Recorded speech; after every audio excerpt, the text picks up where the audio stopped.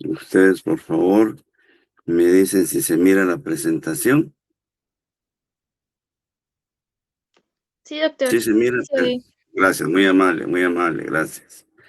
Bien, entonces vamos a la clase del día de hoy es sobre la estructura de un hueso largo, pero, si ustedes se recuerdan, el día de ayer de la clase que se dio, empezamos a ver muchas cosas bien importantes. ¿Quién me recuerda qué vimos el día de ayer, de acuerdo a lo que ustedes revisaron? A ver, ¿quién me puede decir? O mejor dicho, ¿qué estudia el esqueleto axial? ¿Quién me dice qué estudia el esqueleto axial? Buenos días, licenciado. Buenos días. El cráneo, las costillas, vértebras y el esternón. Muy bien, muy bien. La calavera, la columna vertebral, las costillas y el esternón. Perfecto. Eso creo que quiero que lo tengan bien claro. Cuando ustedes escuchen esqueleto axial, no hay nada más que eso. Ahora, si yo vengo y pregunto esqueleto apendicular, ¿qué me responden ustedes? Muy buenos días. Los miembros Buenos torácicos y días. los miembros pélvicos. ¿Sí? ¿Sí? ¿Está por ahí? ¿A qué se refiere el estudio de esqueleto apendicular? ¿Quién me responde? Estudiar los apéndices extremidades o los miembros. Son los miembros torácicos y pélvicos. Exactamente. Miembros anteriores son los torácicos y los miembros posteriores son los pélvicos. Y se recuerdan que tanto el miembro torácico como el miembro pélvico tienen diferentes huesos que lo forman. Sí, hice varios esquemas, ahí lo expliqué brevemente, o mejor dicho, despacio para que ustedes lo fueran entendiendo. Y si hay alguna duda, ustedes me dicen de lo que se platicó, de cómo está formado el miembro torácico. Se recuerdan que les hablé de proximal a distal, tanto en el miembro torácico como en el miembro pélvico. Se recuerdan, ¿verdad? Hicimos la diferenciación entre qué es torácico, qué es pélvico. Y además, cuando se estudia el esqueleto, si ustedes se recuerdan, el esqueleto explácnico o visceral, ¿a qué se refiere eso? Son huesos que están ¿A qué dentro se del parénquima. Son huesos que pueden estar dentro del parénquima de un órgano. Cuando se dice parénquima es el cuerpo de un órgano. Muy bien, a eso se refiere y pusimos ahí varios ejemplos, ¿verdad? Ponía el órgano y ponía el hueso específicamente y en qué especie se pueden encontrar. Y después, si no me equivoco, pasamos a cómo clasificamos los huesos, si ustedes se recuerdan, de acuerdo a su forma y su función. ¿Quién me dice cuáles son los 4 tipos de huesos de acuerdo a la clasificación que vimos el día de ayer? Son huesos largos, cortos, Huesos irregulares y largos, planos. planos, ¿qué más? Largos, planos, cortos e irregulares. Cortos e irregulares, muy bien. Creo que sí revisaron las clases del día de ayer y vimos las características de cada uno de ellos con diferentes ejemplos. Esta semana que viene, primero Dios, el día miércoles, ya todo esto va a estar en laboratorio. Vamos a tener huesos largos, huesos planos, huesos cortos, huesos irregulares. Y ahí vamos a ir viendo todo lo que vamos durante la semana. Y se recuerdan que el día miércoles que viene vamos a tener nuestro primer corto en laboratorio presencial de lo que veamos hasta el día martes. Entonces, por favor, vayamos poniendo atención en eso, ¿verdad? Bien, creo que la clase de ayer pues no está complicada. Traté la manera de explicarlo como trato siempre de hacerlo con mis clases. Y el día de hoy vamos a ver la estructura de un hueso largo. Oigan bien, un hueso largo. Y vamos a ver que tiene las siguientes características. En primer lugar, como vimos el día de ayer, tiene un cuerpo. Se recuerdan que el cuerpo es la parte central, la parte sólida de un hueso, que también se conoce con ¿qué nombre? Con el nombre de diáfisis. Quiere decir que todo esto que tenemos en el centro, digamos así, del hueso, es el cuerpo donde vamos a sujetar el hueso y recibe el nombre de diáfisis. Bien, pero también, si ustedes se recuerdan, el día de ayer vimos que puede tener un extremo proximal y un extremo distal, ¿sí? Y cada uno de esos se llama epífisis, pero puede ser una epífisis proximal y puede ser una epífisis distal. Por eso es que en laboratorio vamos a ver las formas adecuadas que va la posición del hueso en el cuerpo animal. Vamos a poner varios esqueletos formados como tal y aparte vamos a tener los huesos para que ustedes vayan viendo qué posición lleva en el cuerpo para saber nosotros qué es proximal y distal en referencia a un hueso en particular, ¿sí? Bien, entonces ya sabemos que hay un cuerpo que se llama diáfisis, un extremo proximal, epífisis proximal, un extremo distal, epífisis distal. Eso ya es como un pequeño repaso del día de ayer. Y luego vamos a ver que aparece lo que se conoce como placa epifisiaria. La placa epifisiaria, aquí va, miren, aparece hasta de color verde. En la misma manera va a haber una proximal y va a haber una distal. Repito, placa epifisiaria, algunos libros aparece como línea epifisiaria, es aceptable también. Y puede haber una proximal y una distal. Y tiene una función muy importante esta placa epifisaria que se presenta principalmente en animales jóvenes. Cualquier cosita que ustedes vayan viendo que es importante, pues traten de anotarlo por ahí, si les parece. Si no, sigamos poniendo nada más atención. Entonces tenemos la placa epifisiaria proximal, la placa epifisaria distal. Les decía, ¿cuál es la importancia? Observen, les puse este huesito por acá. ¿Por qué? Porque da el crecimiento en longitud del hueso. Es decir, va a dar el crecimiento a lo largo de todo el hueso. Esta partecita que aparentemente es tan sencilla, que se llama placa o línea epifisiaria proximal, y esta otra que es la distal, como pueden ver ustedes en el ejemplo que les puse acá, va a dar el crecimiento a lo largo del hueso, es decir, en longitud, y se presenta específicamente en animales que están en crecimiento, es decir, animales jóvenes, mientras que en un animal adulto esta placa epifisiaria tiende a desaparecer porque ya creció como tal y solo va a quedar una pequeña cicatriz que lo vamos a ver un poquito más adelante, ¿verdad? Entonces, placa epifisiaria bien manifiesta en animales jóvenes. Animales adultos, pues tiende solo a dejar una pequeña cicatriz. Hay una proximal y hay una distal.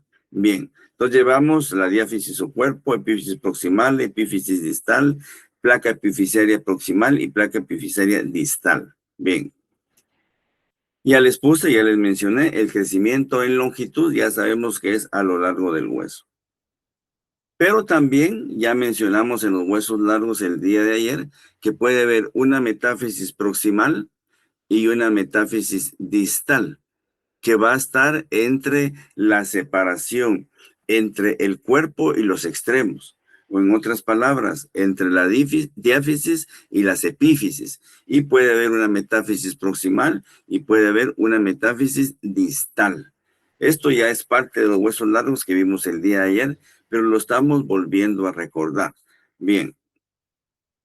Luego tenemos algo que es bien importante, que corresponde al hueso compacto. Vean dónde está el puntero. Hueso compacto, también se llama hueso denso y también se llama hueso eh, cortical denso o compacto. ¿A qué se refiere? Es la parte más sólida, más dura, que forma parte de la diáfisis. Y si se dan cuenta, no tiene espacios. Es bien duro, bien resistente.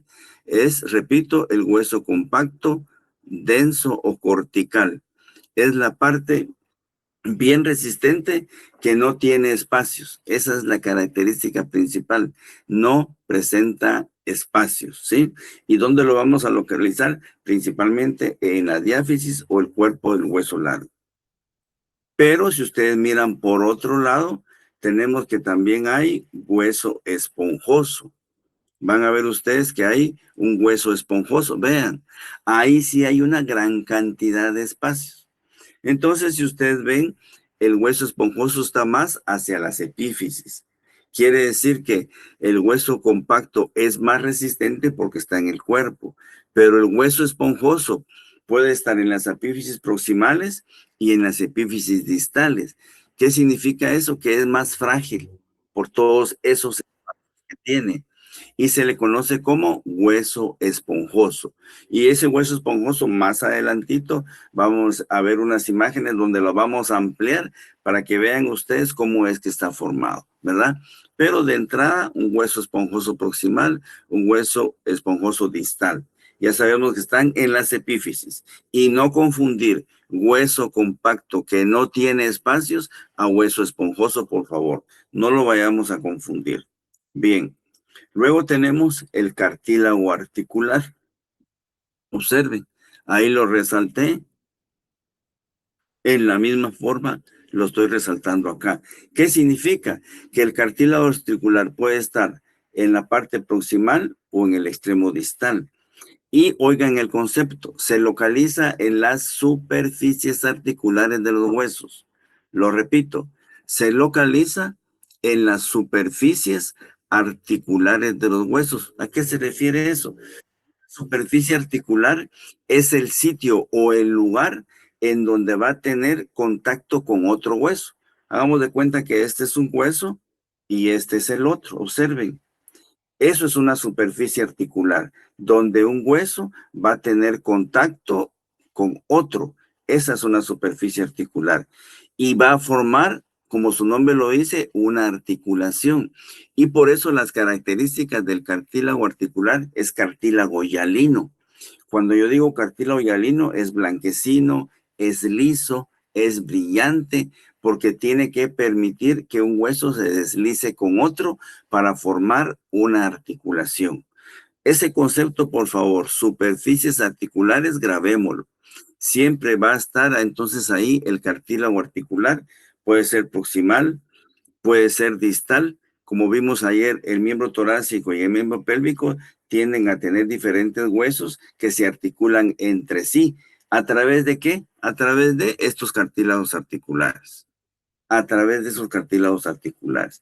Creo que no es tan complicado y aprovecho para que si algunos 3 compañeros nos hagan el favor de poder o que tengan cerca de donde viven carnicerías para que nos lleven unos 3 huesos largos, porque vamos a ver la estructura de un hueso largo fresco, como voy a ver unas imágenes más adelante. Si algunos 3 compañeros me podrían hacer el favor de llevar 3 huesos largos, ya sea húmero, ya sea fémur, partidos a la mitad, es decir, longitudinalmente, para que podamos verlo en el laboratorio. Si alguien lo hace, pues le estaría muy agradecido, por lo menos unos 3 compañeros. Si pueden, les agradecería mucho. Por favor. Muchos tenemos carnicerías cerca de nuestra casa, entonces creo que va a ser fácil. O lo pueden hacer en grupo, como ustedes deseen, ¿verdad? Bien. Entonces, continuando, vamos a ver que hay una membrana que se conoce con el nombre de periósteo. Ven acá. Aquí lo traté de resaltar. Esta membranita que se mira acá, más o menos transparente, se dice que es el periósteo. Periósteo ¿alrededor de quién? Alrededor de las diáfisis. Por lo regular va a estar rodeando el hueso. Peri siempre va a ser alrededor de. Y aquí la tenemos, creo que se logra apreciar esta pequeña membranita que es muy importante. Van a ver que ahí traté de ponerlo en esta forma para resaltarlo un poco más el periósteo. Y tiene esa capa externa gruesa que señalé yo acá, esta membrana externa gruesa que se dice que es vascularizada. Cuando yo utilizo el término vascularizado, significa que tiene arterias, significa que tiene venas. A eso se refiere esta de vascularización, es la más externa. Por otro lado, traté la manera de hacerlo en esta forma. Va a tener también este mismo periósteo una membrana interna. Observe. y se dice que es una capa osteogénica. ¿A qué se refiere eso? Es una capa que va a ayudar a la formación de hueso. Entonces, si sabemos nosotros que un hueso tiene una diáfisis, que es el cuerpo, si sabemos que en esa diáfisis hay un hueso compacto que lo rodea, alrededor de ese hueso compacto va a existir lo que se conoce como periósteo. Y este periósteo tiene dos capas. Una externa, digamos que aquí, el dorso de mi mano va a ser la capa externa vascularizada. Y esta otra parte, que es la palma de mi mano, que está íntimamente adherida al hueso, va a ser la capa interna, que es delgada y se llama capa osteogénica. Un poquito más adelante vamos a ver las funciones que tiene este periósteo para que ustedes vean la importancia que tiene, ¿verdad? Pero les adelanto un poco. Ayuda a la formación de callo óseo cuando hay una fractura, es decir, regenera el hueso. Y otra parte bien importante es que en el periósteo se van a ir a fijar, se van a ir a insertar una serie de músculos. Eso son dos funciones bien importantes del periósteo. Uno, cuando hay una fractura, la va a regenerar. ¿Cómo la regenera? Formando el callo óseo. Y segundo, tan pequeña y delgada que es, pero se adhieren, se fijan los músculos. Va a ayudar a la fijación o al origen de músculos, como lo vamos a ver un poco más adelante. Entonces sí tiene su función. Y la otra función importante que tiene el periósteo, oigan bien, es que ayuda al crecimiento en diámetro del hueso. Repito, ayuda al crecimiento en diámetro. En esta imagen lo podemos ver. Ayuda al crecimiento en diámetro del hueso. Nada que ver con la línea epifisiaria que era en la longitud. Aquí va a ser en diámetro, va a ser en lo ancho. Y hay otras imágenes que les voy a enseñar, pero por el momento, vean que algo que aparentemente es tan sencillo, una pequeña membrana que se llama periósteo, miren las funciones que tiene. Y esto nos va a servir mucho cuando veamos miología y artrología. Bien, entonces, continuando, vamos a tener, ahí tenemos el periósteo, ya vimos una capa externa y una capa interna, ¿verdad? Cada una con sus características. La externa, muchos vasos sanguíneos, y la interna, formadora de hueso. Hasta ahí me dicen antes de continuar si hay alguna duda, por favor. Y si no, pues puedo seguir. Pero de lo que va hasta ahorita me dicen si hay alguna duda. Por favor, ustedes me dicen. ¿O está claro? ¿Jóvenes? Todo claro, Doc. Todo Muy bien, bien. Doc. Hay muchas manitas. Podemos seguir. Gracias. Muy amables. Bueno, entonces vamos a continuar ahora. Y vamos a ver que así como hay un periósteo que está en la parte externa del hueso, hay un endostio, endo dentro de. Y vamos, por ahí creo que lo puse. Aquí observen.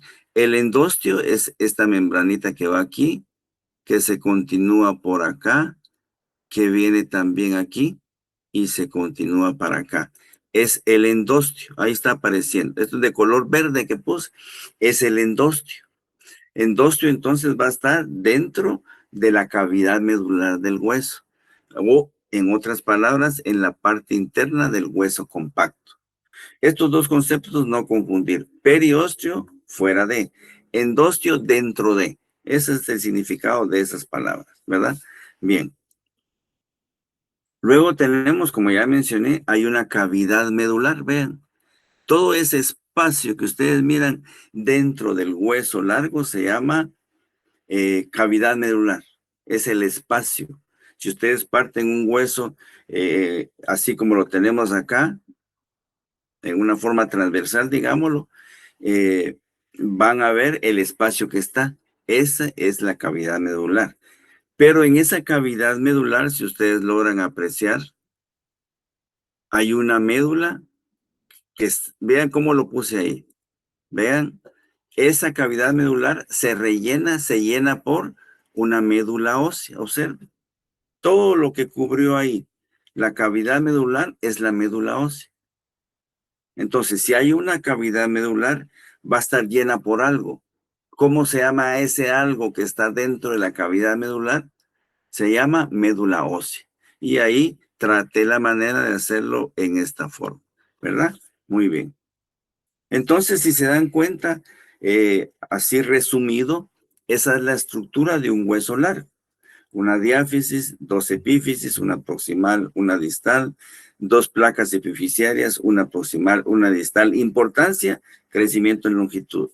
Luego tenemos una metáfisis proximal, una metáfisis distal, ¿verdad? Tenemos además lo que es el hueso compacto, denso cortical, el hueso esponjoso, que puede ser también proximal y distal. Luego tenemos el periósteo, el endostio, la cavidad medular y la médula ósea. ¿Me dicen si está claro eso? Yo creo que sí, ¿verdad? Me dicen ustedes, por favor. Ahí están las manitas, eso me dice que sí vamos entendiendo. Y si no, pues, Doctor, por favor, ¿sí? disculpe, ¿el endostio tiene el mismo funcionamiento que el periósteo? No, no. Las funciones que mencioné solo son del periósteo. El endostio solo es una separación como tal, pero no tiene una función específica como el periósteo. No. ¿Estamos? Ok, gracias. Muy bien, gracias. Bueno, y aquí lo que ya mencioné, pero con otras imágenes para que lo entiendan mucho mejor. Vean. Regenerador de fracturas lo mencionamos. Vean ahí, hay una fractura. Díganme ustedes, ¿es miembro torácico o miembro pélvico lo que está ahí? A ver, es una radiografía de un Miembro perro. pélvico. Miembro pélvico, ¿qué dicen los demás? Pélvico. Es el miembro pélvico, muy bien. Gracias a los dos compañeros. Este es el fémur, esta es la rótula, esta es la tibia. Entonces, aquí entra a funcionar el periósteo, regenera las fracturas. ¿Cómo lo va a hacer? Formando lo que se llama como callo óseo, ¿verdad? Y ahí está la. Entonces, y si ya quieren ser ustedes bien específicos, hay una fractura en el tercio medio de la tibia. Oigan, hay una fractura en el tercio medio de la tibia. ¿Qué estructuras están dañadas de lo que vimos? La cavidad medular, está afectado el hueso compacto, está afectado lo que estamos hablando, el periósteo, el endostio, etcétera. Entonces, hay una fractura en el tercio medio de la tibia a través de una radiografía en un perro. Miren todo lo que podemos decir de una radiografía. Bien, ya el hueso, pues ustedes ya me dijeron, donde está la fractura es la tibia. Crecimiento en diámetro. Crecimiento en diámetro. Vean, ahí está mucho mejor, vean. Da el crecimiento en diámetro. No confundir con la línea epifisiaria que da el crecimiento en longitud. No confundirlo. Y luego también les mencioné por ahí inserciones musculares. Vean, vean este huesito que está acá, que es la rótula, lo tenemos acá. Y vean en esta membranita que estamos hablando, todos los tendones, ligamentos de músculos que van a llegar a esa membranita que tenía una parte externa y una parte interna. Vean, inserciones musculares. Aquí creo que está más claro todavía las funciones del periósteo. Creo que no nos podemos perder, ¿verdad? Muy bien. Ahí, aquí está el periósteo, observe. Aquí está mucho mejor el periósteo, en donde va a llegar todo esto que ya mencioné. Bueno. Y aquí igual, para que veamos cómo se ve la placa epifisiaria en una radiografía en un animal joven y un animal adulto. Veamos. Aquí tenemos un animal joven del lado izquierdo, a mi izquierda, y a mi derecha un animal adulto.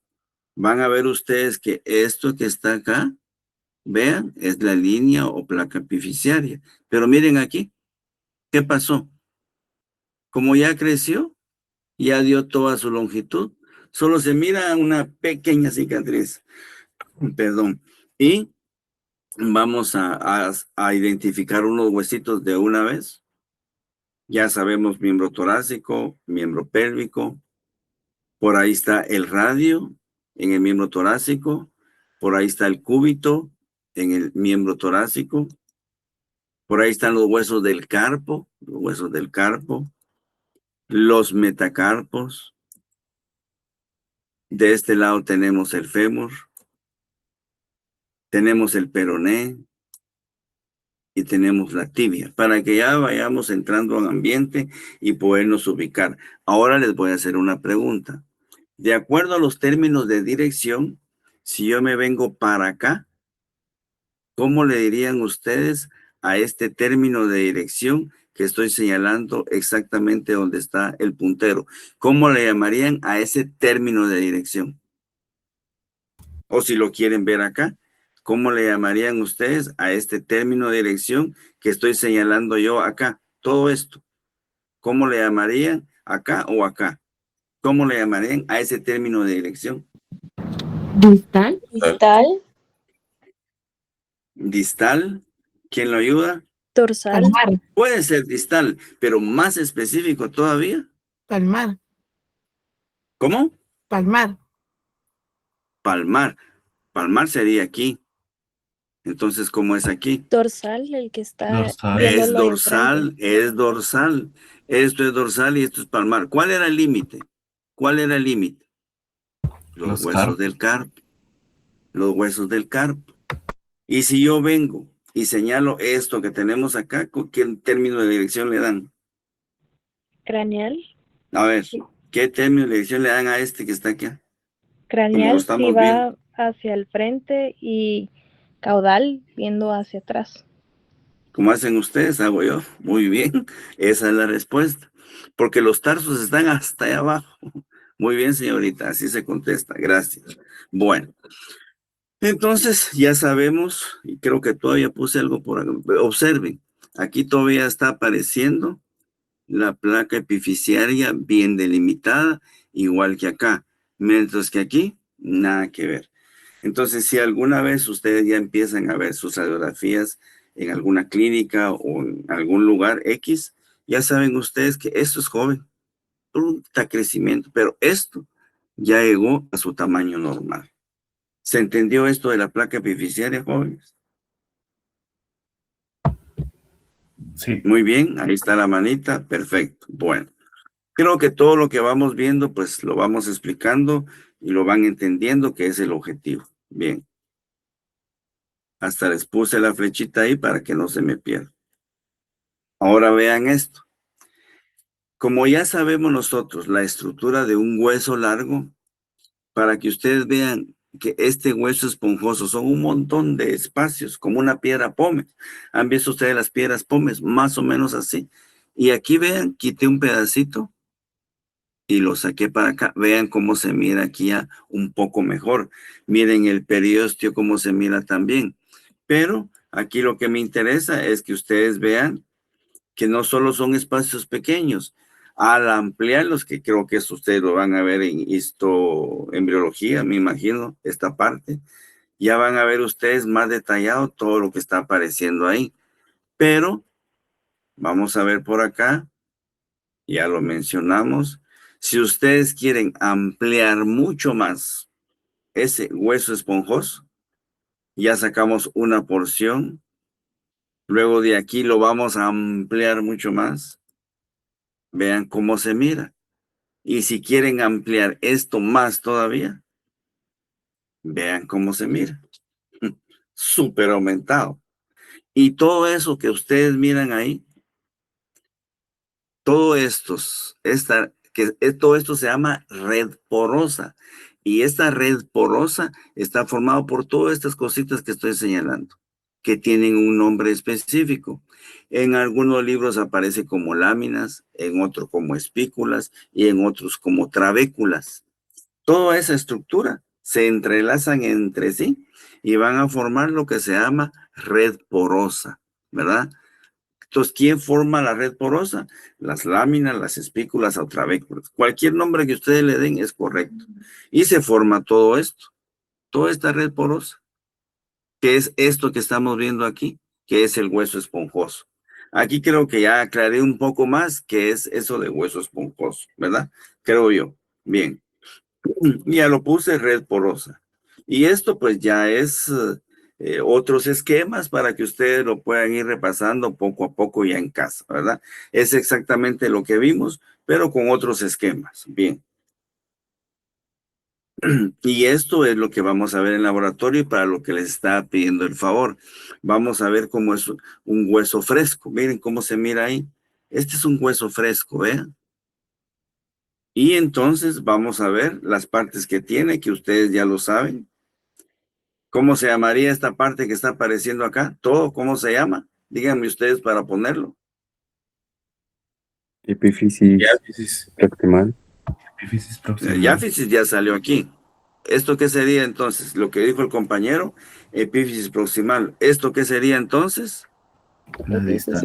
Epífisis distal. Epífisis distal, muy bien. Ahí lo tenemos. Entonces, esto de aquí, ¿cómo se llamaría? Metáfisis. Metáfisis, ¿qué? proximal. Proximal. Esto que dijo el compañero es importante. Siempre que ustedes digan algo, nombre y apellido.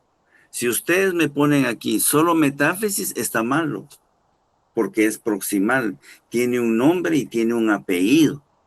Eso que no solo van a poner es metáfisis, proximal o distal, igual que las epífisis. Y por eso en laboratorio vamos a ver la forma o la posición que debe llevar el hueso, para que poder decir si es proximal o distal. Aunque ustedes lo inviertan, van a saber qué es proximal y qué es distal, ¿ya? Entonces, por favor, nombre y apellido. Ahí va a ser metáfisis distal. Bueno. Aquí, ya así quiero que me hagan el favor de llevarlo los 3 compañeros, a ver quiénes me hacen el favor. ¿Ve? Así tienen que llevar partido longitudinalmente a la mitad, vean. Así, para que podamos estudiar todas las partes. Entonces, de acuerdo a esto, ¿qué es lo que está señalando ahí? Esto y esto, ¿cómo se llama? Hueso compacto. Hueso compacto. Muy bien, hueso compacto. Hasta puse ahí el límite donde está. Esto que está aquí, ¿cómo se llama? Nombre y apellido.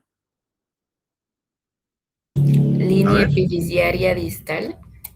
¿Línea epifisiaria qué? Distal. Ah, bueno, distal. Muy bien, distal, ¿verdad? Y esto que está acá, vean todo ese espacio que está acá y estos espacios que están acá, ¿cómo se llama? Hueso esponjoso.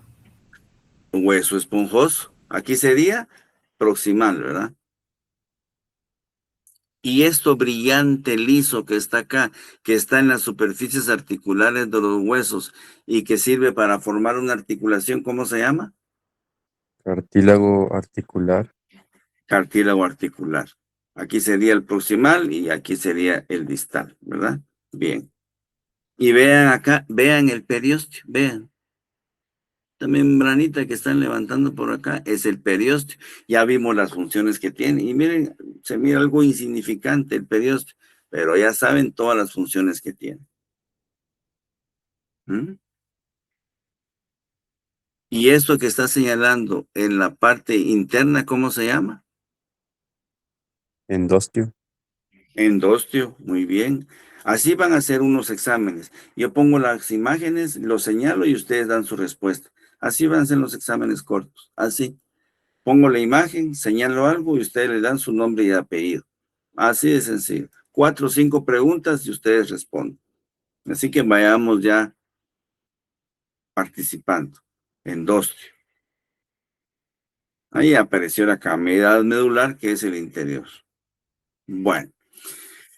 Entonces, creo que está claro lo que es un hueso largo, ¿verdad? ¿Qué hora es? Entonces, bien, vamos a entrar ahora a los accidentes anatómicos óseos. Accidentes anatómicos óseos. Aquí hay que hacer énfasis en que hay depresiones. Cuando yo digo depresiones son concavidades o hendiduras en los huesos. Oigan lo que digo, concavidades o hendiduras en los huesos. Y estas depresiones pueden ser de 2 tipos. Articulares, ¿a qué se refiere eso de articulares? Como son depresiones como tal, van a recibir una prominencia o una elevación de un hueso. ¿Para qué? Para formar una articulación. Pero estas mismas depresiones pueden ser no articulares. Significa que solo van a servir para paso de vasos sanguíneos, ya sean arterias, ya sean venas, ya sean nervios, tendones o ligamentos. Significa que, como su nombre lo dice, no articulares, no se van a unir a otro hueso para formar una articulación, a diferencia de las depresiones articulares que sí van a formar articulaciones. Ahorita estoy dando los conceptos y vamos a pasar a cada uno de ellos. Luego tenemos los procesos, es lo contrario a las depresiones. Son proyecciones o salientes de huesos. Y pueden ser, al igual que las depresiones, pueden ser articulares, como su nombre lo dice, formar articulaciones. No articulaciones, principalmente para fijaciones de músculos, es decir, inserciones musculares. En resumen, entonces, cuando hablamos de accidentes anatómicos óseos, hay dos tipos. Una que puede ser un hundimiento de un hueso que se llama depresión, que a su vez se subdivide en articulares y no articulares, y los otros accidentes anatómicos son procesos, proyecciones salientes de un hueso, que pueden ser también articulares o no articulares. Aquí les puse, vean, depresiones me refiero a esto. Esto es una depresión, esta es otra depresión. Y cuando yo digo procesos o elevaciones, miren, bien diferente esto de esto. Esta es una falange proximal y esta es una vértebra torácica. Vean que hay mucha diferenciación entre una depresión, que por lo regular es cóncavo. Cuando digo cóncavo, es un hundimiento, a diferencia de un proceso que es una proyección como tal de un hueso. Díganme ustedes si no hay diferencia entre esto y esto. Hay mucha diferencia, ¿sí? Y por lo tanto, esta que tenemos acá es una depresión articular, porque ahí va a llegar otro hueso. Les pregunto, si esta es la falange proximal, ¿qué hueso va a llegar aquí si estamos en el miembro torácico? ¿Qué hueso se va a articular en estas cavidades de la falange proximal? ¿Qué hueso llega ahí en el miembro torácico? Díganme ustedes. De acuerdo a cómo está formando el miembro torácico. Metacarpo. Entonces, ¿perdón? Perdón, no te escuché. Metacarpo. El metacarpo, perfecto, el metacarpo. Se dan cuenta entonces que esta depresión es articular porque va a recibir o se va a articular con un hueso, como dijo el compañero, con el metacarpo. Y esto que tenemos acá, que es un proceso que se llama apófisis, únicamente esto no es articular. ¿Por qué? Porque ahí solo van a llevar una serie de músculos. Creo que con estas imágenes es la introducción de los accidentes anatómicos. Ahora vamos a entrar ya a cada uno de ellos. Lo voy a tratar de ir despacio, pero todo esto que voy a mencionar en laboratorio lo vamos a repasar ya con los huesos, ustedes los van a ir viendo para que quede más claro todavía. Bueno, la primera depresión articular se llama cavidad glenoidea. Dice el concepto de presión o cavidad poco profundo. El mismo ejemplo que les puse anteriormente. Vean, ya sabemos que a este nivel está la falange proximal. La sacamos de su lugar y la tenemos acá, para que nos vayamos ubicando. Y repito, esta falange proximal puede estar acá y puede estar acá, miembro torácico o miembro pélvico. Pero lógicamente, lo que está hacia proximal puede ser metacarpo, como dijo el compañero, si está acá, y metatarso si está en el miembro pélvico. Bueno, entonces, esta falange proximal, vamos a ver que tiene dos depresiones y cada una de estas se llama cavidad glenoidea. Lo repito, cada una de estas depresiones reciben el nombre de cavidad glenoidea. Entonces aquí hay dos cavidades glenoideas. Ya sabemos que en estas cavidades glenoideas va a llegar otro hueso a articularse. Regla anatómica, por ahí se los voy a poner. Observen. Y para que esté más claro, Ya sabemos en el esqueleto, siempre lo pongo para ubicar dónde estamos. Después sacamos el hueso que es la falange proximal y después ya la articulamos con otros huesos. Así de sencillo, para que vayamos viendo de dónde viene. Ahora bien, estas cavidades glenoideas como regla anatómica, aquí lo tenemos, estas cavidades glenoideas siempre van a recibir un cóndilo, regla anatómica. Regla anatómica. Una cavidad glenoidea siempre va a recibir un cóndilo. Significa que esto que está acá es un cóndilo. Esto otro que está acá es un cóndilo. Esto otro que está acá es un cóndilo. ¿Y a dónde llega? A esta cavidad glenoidea, a esta cavidad glenoidea y a esta cavidad glenoidea. Entonces, cavidad glenoidea, depresión o cavidad poco profunda. Regla anatómica siempre va a recibir un cóndilo, siempre. Eso no va a cambiar, en algunas excepciones que las mencionaremos, pero normalmente una cavidad glenoidea siempre va a recibir un cóndilo, grábenlo. Entonces ahí tenemos, y si se dan cuenta, esta misma falange proximal, así como cavidades glenoideas, también tiene cóndilos. Pero ahorita estamos en depresiones, ¿verdad? No en proyecciones, pero por la regla lo estoy explicando. Quiere decir que aquí hay una cavidad glenoidea, aquí hay otra cavidad glenoidea y aquí hay otra cavidad glenoidea, que es una depresión articular. Ya sabemos que lo que va a recibir siempre va a ser este cóndilo, este otro cóndilo, este otro cóndilo, y así dependiendo del hueso que corresponde. Esto creo que no está tan difícil, ¿verdad? Este es un ejemplo de una cavidad glenoidea. Vean este otro ejemplo de cavidad glenoidea. Este es el atlas, la primera vértebra cervical.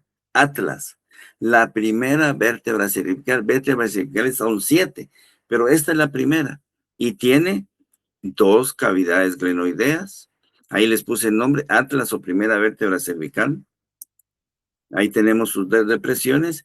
Y esta es la calavera. Y esta calavera en el cráneo o en la parte caudal, como ya lo saben ustedes, tiene, por ahí va a aparecer, 2 cóndilos. Observen.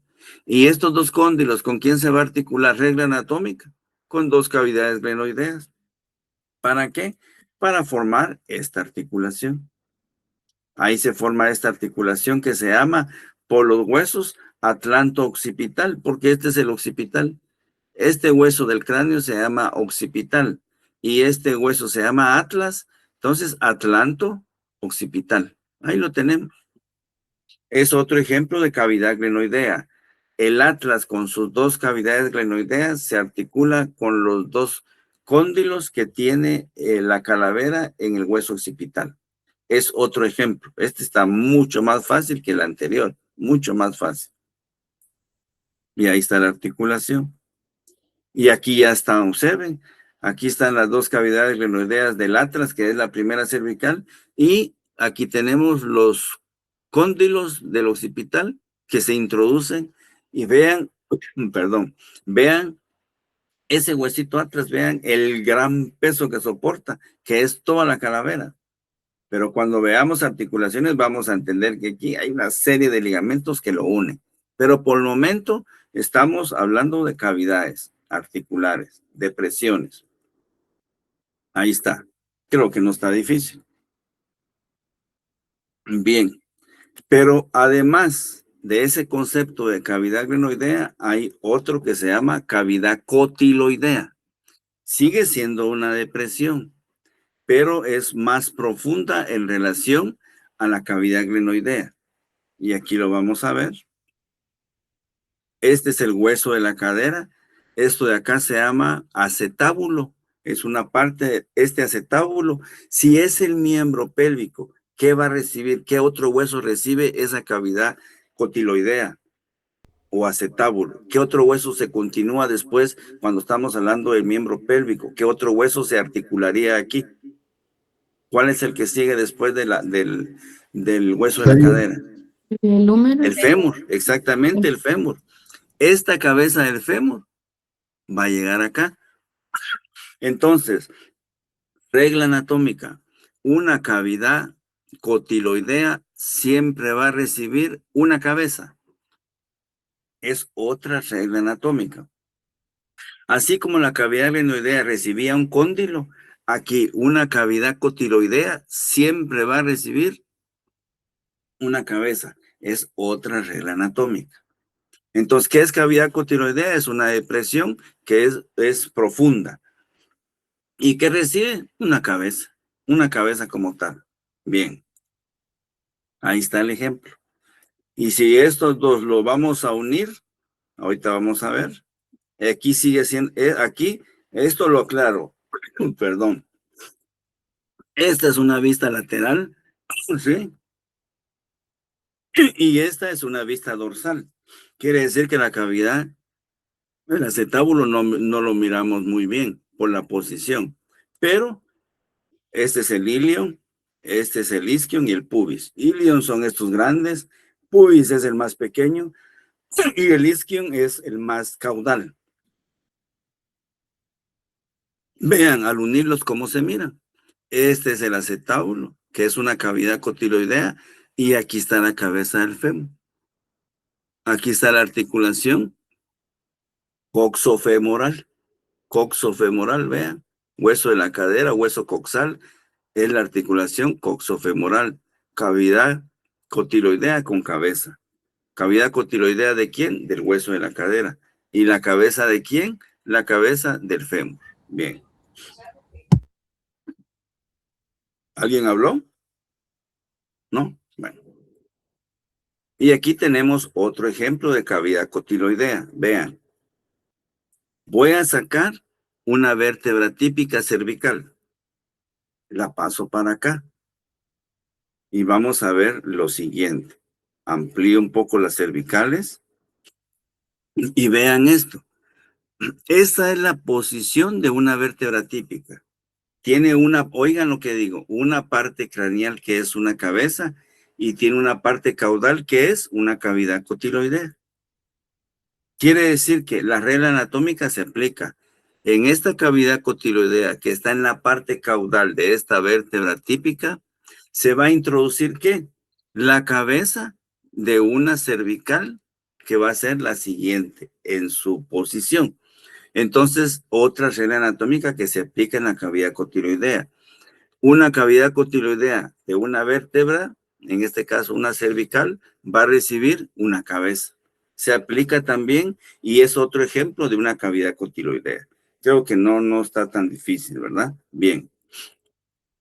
Y esta sería esto que está acá, que es la parte craneal, en esta vista lateral. Esta sería la cabeza en una vista craneal. Vean cómo cambia dependiendo de la posición que tenemos del hueso, ¿sí? Muy bien. Otro concepto es hendidura o muesca. Es una depresión articular en forma, observen, semicircular o semilunar. Es esto. Observen. ¿Qué huesos tenemos aquí del miembro torácico? ¿Qué huesos tenemos ahí del miembro torácico? ¿Qué hueso es este y qué hueso es este? Del miembro torácico. ¿Quién me dice? Radio y cúbito. Este es el radio, muy bien, y este es el cúbito. Entonces, de entradita van a saber ustedes que una hendidura o muesca que es en forma semilunar la tiene el cúbito. Miren, gracias señorita por contestar. Entonces, esto es una hendidura o muesca. Extremo proximal del cúbito, más específico. Ahí lo tenemos, hendidura o muesca. Aquí tenemos otro ejemplo que es exactamente lo mismo, para que lo entiendan. La característica, forma semicircular o semilunar. Y aquí lo tenemos, ¿verdad? La señorita que contestó está aquí, ¿verdad? De aquí lo sacamos, lo pasamos para acá y aquí lo ampliamos. Más claro, creo que no, ¿verdad? Ahí le señalé. Porque es solo con el hueso a veces uno se desubica, pero ya aquí pues ya nos encontramos. Muy bien. Y aquí pues mucho más grande, el húmero, el cúbito y el radio. ¿Y dónde está la hendidura muesca? Aquí. Esto.